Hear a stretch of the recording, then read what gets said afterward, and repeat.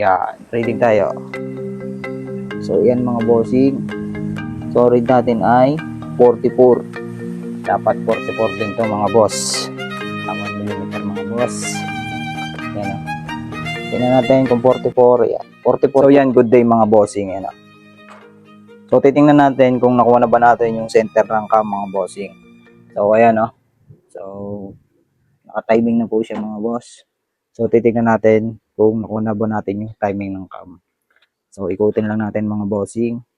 So, kukunin lang natin dito ay exhaust opening at saka intake closing mga bossing. Dapat magparehas ang ano niya mga bossing, ang reading. No? So, una, gagawin ko ay uunahin natin yung exhaust opening. So, ikot natin 1mm reading. So, 1mm. Yan, reading tayo.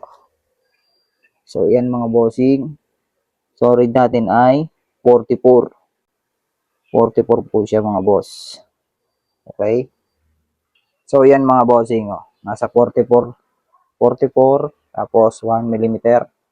So, ayan po yung reading ng exhaust opening mga bossing. So, ngayon naman, kukunin naman natin yung intake closing mga bossing.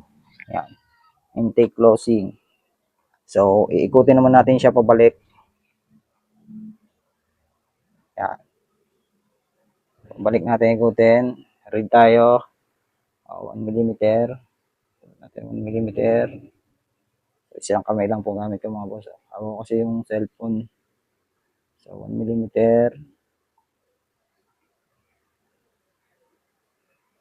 Hirap. Hirap ikutin pag isang kamay lang. Dapat 44 din to mga boss. So, ayan. 1mm. Dapat natin. Oop, sobra. Parang mga boss. Ikutin ko lang ng kamay ko. Hirap eh.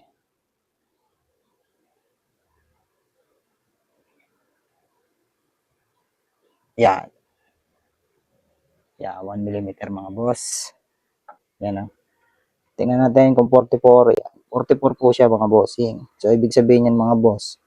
Nakasentro na po yung ating camshaft mga bossing.